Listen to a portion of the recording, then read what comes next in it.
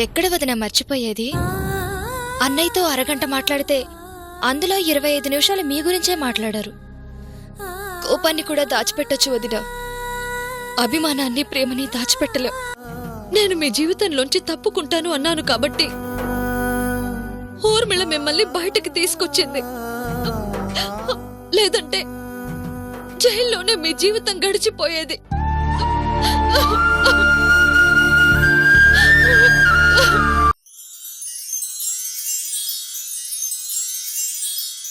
అలా మీరు బాధపడాల్సిన అవసరం లేదు. సూర్యాస్తమైన తర్వాత వచ్చేది సూర్యోదయమే.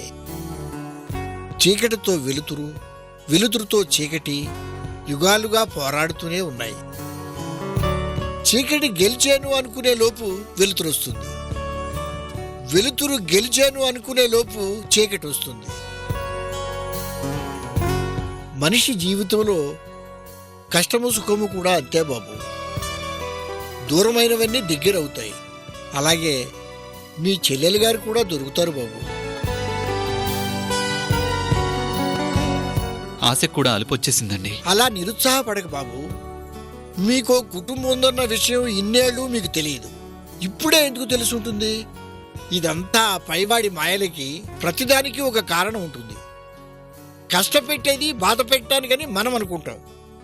కష్టపడితేనే బాగుపడతారని ఆయన అనుకుంటారు. కష్టం లేని సుఖం ఎక్కడుంది చెప్పు? కష్టం అంటేనే సుఖం బాబు. కనీసం ఇదిగో నా చెల్లెలు అని చూసుకోవడానికి కూడా ఒక ఫోటో కూడా లేదు కదండి. అది ఆ రుద్రభూపతి పని బాబు. మొదటి నుంచి అంత జాగ్రత్త పడ్డాడు. అసలు మా చెల్లెలు ఎవరి పోలికండి? మా అమ్మదా నాన్నదా? అమ్మాయి గారి అచ్చు మీ అమ్మగారి పోలిక బాబు.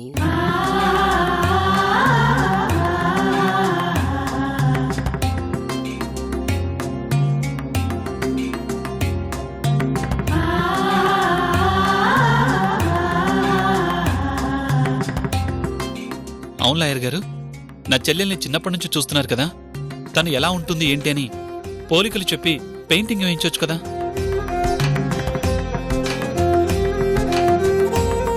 అలా మనం నా చెల్లెలు పెయింటింగ్ వేయించగలిగితే ఆ ఫోటో పేపర్స్కి ఛానల్స్కి ఇచ్చి తన గురించి వెతకొచ్చు కదా.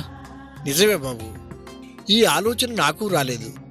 అలా చేసావంటే అమ్మాయి గారు ఎక్కడున్నారో తెలుసుకోవటం చాలా సులభం అవుతుంది. సరే, నేను ఎవరైనా మంచి పెయింటర్ని చూస్తాను లాయర్ గారు. సరే బాబు, ముందు ఆ పనిలో ఉండు బాబు.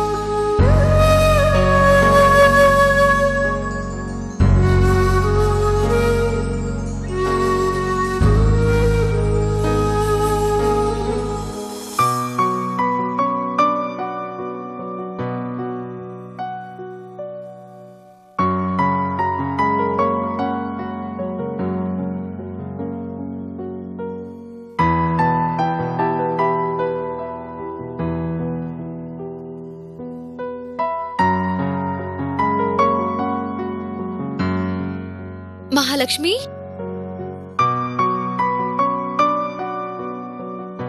మహాలక్ష్మి,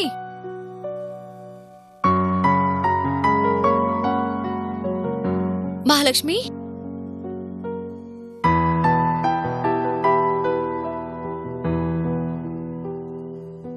పనిలోకి వెళ్ళినట్టుంది.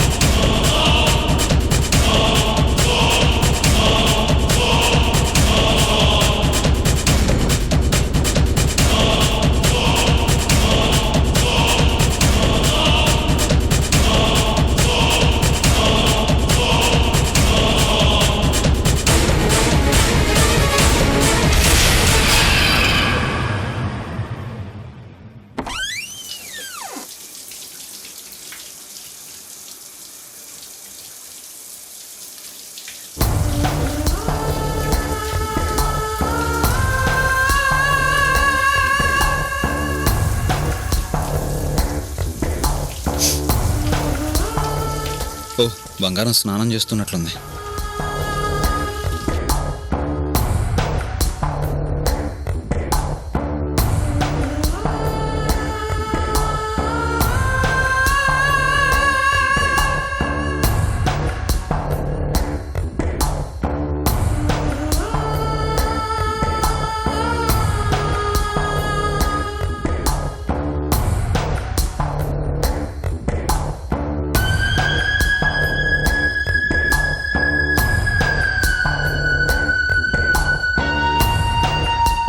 ఇండివిజువల్ అకౌంట్ తీసుకునే వరకు వెళ్ళావా? పర్లేదు, మనం జాయింట్ అవ్వడానికి రూట్ క్లియర్ చేస్తున్నాం అన్నమాట.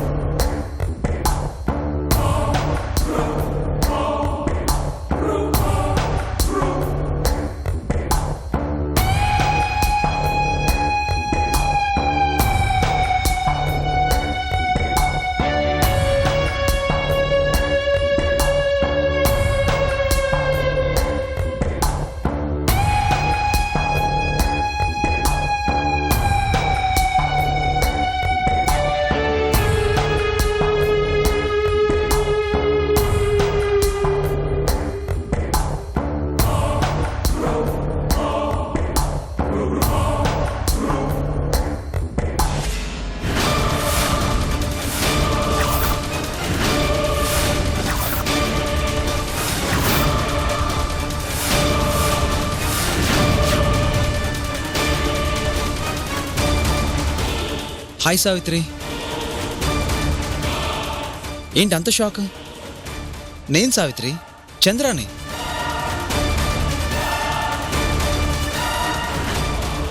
సిగ్గు లేదా నీకు? సిగ్గా? ఎందుకు? అయినా నీ దగ్గర సిగ్గుపడాల్సిన అవసరం ఏముంది సావిత్రి? నా ఇంటికి రావద్దని ఆ రోజే చెప్పాను, మళ్ళీ ఎందుకు వచ్చావు? ప్రేమ అనే 2 అక్షరాలు అలా మనసులోకి ఎంటర్ అయ్యాక చీ అన్నా, చా అన్నా, ఇంకేమన్నా అందులో కూడా ప్రేమ కనిపిస్తుంది. నిజం సావిత్రి, ఐఎమ్ ఫీలింగ్ ఇట్. పిచ్చి పిచ్చిగా మాట్లాడుకో. ప్రేమ ఉంటే మాటలు అలాగే వస్తాయి సావిత్రి. దాన్నే అనుకుంటా పిచ్చి ప్రేమ అంటారు. ఎందుకు వచ్చావు నువ్వు? నా ఇంట్లో నీకేం పని? తోడు కావాలి కదా. అదే సావిత్రి, మీ అమ్మ నాన్న చీ అని వెళ్ళిపోయారు. చీ అనుకోవాలని సత్యని బయటికి పంపించేశావు. ఇప్పుడు నువ్వు ఒంటరిదాని అయిపోయావు. ఒంటరిగా ఒక ఆడది ఉందంటే పాలవాడి దగ్గర నుండి పక్కింటి వాడి దాకా అందరికీ లోకువే. మన చుట్టూ ఉన్న సమాజం చాలా చెడ్డది సావిత్రి. మగాడు ఒంటరిగా ఉంటే పలకరించేవాడు కూడా ఉండడు. అదే ఒక ఆడది ఒంటరిగా ఉంది అంటే అవసరం లేదన్నా వచ్చి సహాయం చేస్తామంటారు. బయట వాళ్ళ చెడ్డతనం గురించి నువ్వు మాట్లాడుతున్నావా? చెడు గురించి అర్థమయ్యేది మంచికే సావిత్రి. నీ మంచితనం గురించి నాకు తెలుసు. పో బయటికి. పో అంటావే కానీ నన్ను అర్థం చేసుకోవాలని ట్రై చేయవేంటి సావిత్రి? నలుగురి కళ్ళు నీ మీద పడి నిన్ను ఎక్కడ ఇబ్బంది పెడతారోనని నీకు తోడుగా అండగా ఉండాలని వచ్చాను. నీలాంటి వాళ్ళ తోడు నాకు అవసరం లేదు. నేనెవర్ని? ఒకప్పుడు నీ ప్రాణాన్ని, జీవితాంతం కలిసి బతకాలనుకున్నా నీ తోడుని. ఏదో టైం బాగోలేక కాస్త దూరం అయ్యానని నన్ను పరాయవాణి చేస్తే ఎలా సావిత్రి? నువ్వు నా బాధ్యత. మర్యాదగా బయటకు వెళ్తావా? పోలీసుల్ని పిలవమంటావా? పిలుస్తావా? సరే, పిలిచి ఏం చెప్తావు? అమ్మా నాన్న ఏరి అంటారు, తరిమేశానని చెప్తావా? నీ భర్త ఏడి అంటారు, నచ్చక వీధుల్లోకి నెట్టేశానని చెప్తావా? నన్ను చూపించి ఇతను ఎవరు అంటారు, ఎవరూ లేని ఒంటరిదాన్ని అని సహాయం చేస్తానంటున్నాడు, వద్దంటున్నాను అని చెప్తావా? వాళ్ళు అడిగిన ఏ ప్రశ్నకి నీ దగ్గర సమాధానం ఉండదు.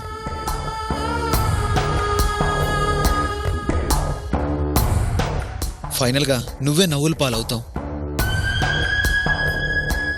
ఇదంతా అవసరమా? నేను నువ్వు అనుకుంటున్నంత చెడ్డవాడిని కాదు సావిత్రి.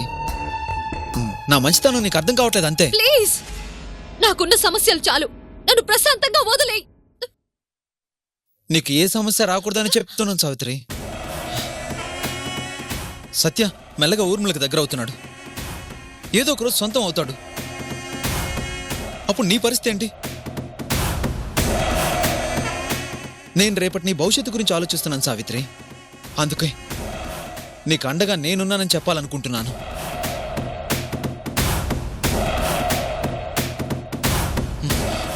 ఒకప్పుడు తప్పు చేశాను, ఆ విషయం నేనే ఒప్పుకుంటున్నాను కదా. దాన్ని భూతద్దంలో చూసి నన్ను దూరం చేయాలని అనుకోకు. నేనేం చేసినా అది నీకోసమే, నీ మీద ప్రేమతోనే. 100 ఏళ్లకు సరిపడే ప్రేమని ఆయనతో అనుభవించాను, అది చాలు. ఆ ప్రేమని మోయలేకే భారం దించేసుకుంటున్నాను. కొత్తగా నాకు ఏ ప్రేమ అవసరం లేదు. భారమయ్యేంత ప్రేమనే నువ్వు చూసావు.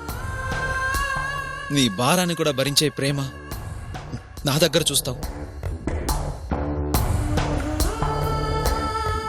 ఆలోచించు, ఆలోచించు చూడు. ఒంటరిగా నిలబడిన రోజు నీకు నేను తప్ప ఎవరు దిక్కుండరు.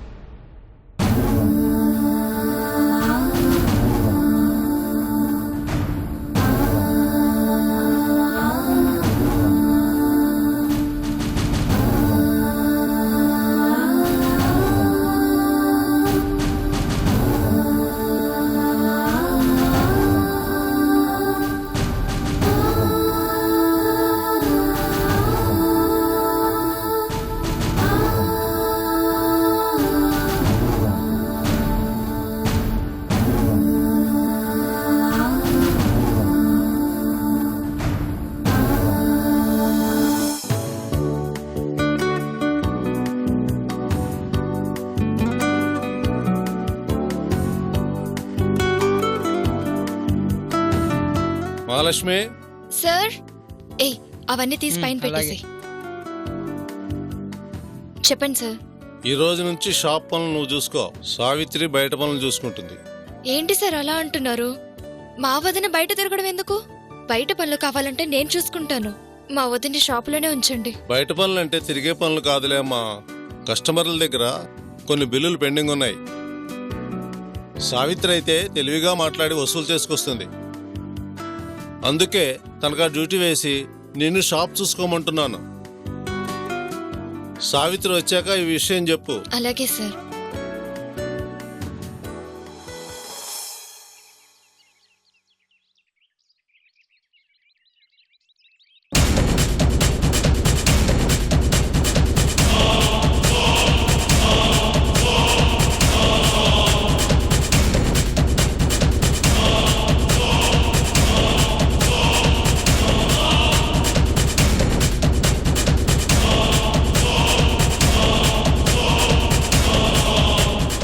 Hi brother.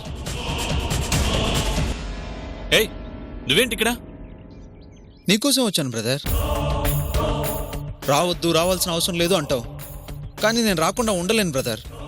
ఉదయాన్నే నన్ను ఇరిటేట్ చేయొద్దు. చేయను బ్రదర్, నేనెందుకు చేస్తాను? ఊరికే రావడం, నిన్ను ఇబ్బంది పెట్టడం నాకేమన్నా సరదానా? కాకపోతే నాకు ఒక ప్రాబ్లం ఉంది. నా గురించి ఎవరిని అపార్థం చేసుకున్నారు, ఏ తప్పు చేయకుండానే ద్వేషిస్తున్నారు అంటే నాకు నిద్ర పట్టదు. అందుకే చీ అన్నా చా అన్నా వాళ్ళ చుట్టే తిరిగేస్తాను. క్షమించాను అనే వరకు అలా తిరుగుతూనే ఉంటాను. మీ చుట్టూ తిరగడానికి కారణం అదే బ్రదర్. నిజానికి నేను చాలా మంచోను బ్రదర్. ప్రేమ అనే చిన్న మైకం ఉందే, అదే సావిత్రి మీద నాకున్న ఆ మైకమే ఆ రోజు అలా ప్రవర్తించేలా చేసింది. నీ సోద ఆపేసి బయలుదేరతావా? నా బాధ నీకు సోదిలా ఉందా బ్రదర్? సరే వెళ్ళిపోతాను బ్రదర్. క్షమించానన్న ఒక్క మాట చెప్పు. మళ్ళీ నేను నీ కంటికి కనిపిస్తే అప్పుడు నన్ను అడుగు. నీ తప్పు వల్ల బాధపడింది నేనైతే క్షమించేవాణ్ణి. నీ తప్పు వల్ల బాధపడింది సావిత్రి. సావిత్రి క్షమించింది కదా బ్రదర్. సావిత్రి అంత మంచితనం నాకు లేదు. తన విషయంలో తప్పు చేస్తే ఆ దేవుడినైనా క్షమించను. ఇక నుంచైనా నువ్వు ఇలా నా చుట్టూ తిరగడం మానేసేయి. ఏదో ఒక రోజు నీ మనసు కూడా అయ్యో పాపం అనిపించకపోదు. అప్పటి వరకు నేను ఇలా వస్తూనే ఉంటాను. క్షమించకపోతావా అన్న చిన్న ఆశతో.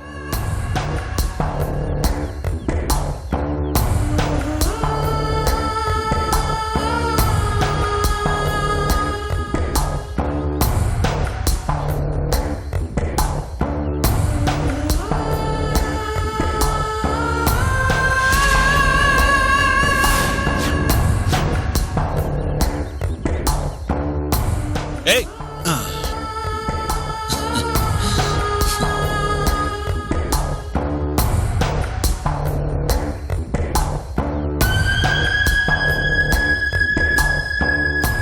ఈ పేపర్స్ నీ దగ్గర ఎందుకున్నాయి? అవే వీటి గురించి నీకెందుకులే బ్రదర్, వదిలే. మర్యాదగా చెప్తావా లేదా? సావిత్రి దగ్గర ఉండాల్సిన పేపర్స్ నీ దగ్గర ఎందుకున్నాయి? కొన్ని విషయాలు విని బాధపడ్డం తప్ప చేసేది ఏం ఉండదు. వదిలే బ్రదర్. మర్యాదగా చెప్తావా లేదా? అంటే బ్రదర్ అది చెప్పు. నువ్వు మరీ అంత గట్టిగా అడిగితే చెప్పకుండా ఏం చేస్తాను? ఇప్పటి వరకు జాయింట్గా ఉన్న అకౌంట్లో నుంచి నిన్ను తీసేసి మా ఇద్దరి పేరు మీద జాయింట్ అకౌంట్ ఓపెన్ చేయమంది.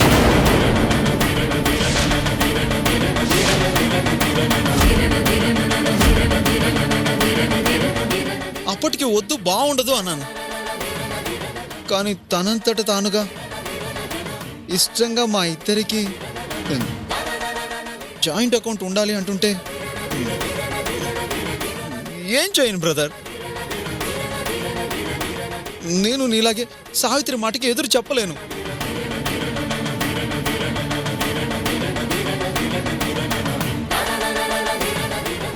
మళ్ళీ కలుద్దాం బ్రదర్.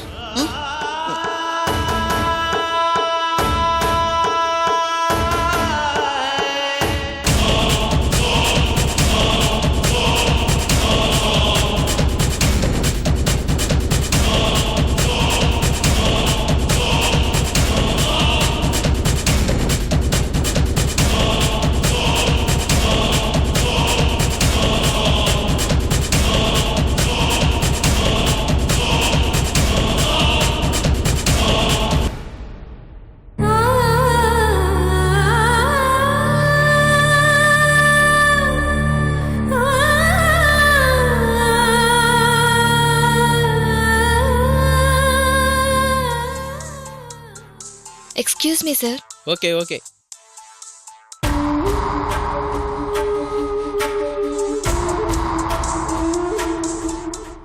చెప్పన్నయ్యా. ఎక్కడున్నావమ్మా? సూపర్ మార్కెట్కి వచ్చేసానన్నయ్య. సర్లే, మళ్ళీ చైనా? పర్వాలేదులేండి అన్నయ్య, చెప్పండి. ఏం లేదమ్మా, మొన్న బ్యాంక్ పేపర్స్ మీద సంతకాలు పెట్టించి తీసుకెళ్ళావు కదా? అవును. ఆ పేపర్స్ ఎవరికిచ్చావమ్మా? వదినికి ఇచ్చేసానన్నయ్య. ఏ అన్నయ్య, ఏమైంది? ఏం లేదమ్మా, అదే పేపర్స్ మీ వదినికి ఇచ్చావా లేదా అని. ఇంటికి వెళ్ళగానే వదినికి ఇచ్చేసానన్నయ్య. సరే జాగ్రత్త, ఉంటానమ్మా. సావిత్రికి ఇచ్చింది అంటే ఆ పేపర్స్ సావిత్రి దగ్గర ఉండాలి. సావిత్రి దగ్గర ఉండాల్సిన పేపర్స్ చంద్ర దగ్గర ఉన్నాయి అంటే అంటే ఇంకెవరిస్తారు? సావిత్రి ఇచ్చుంటుందా?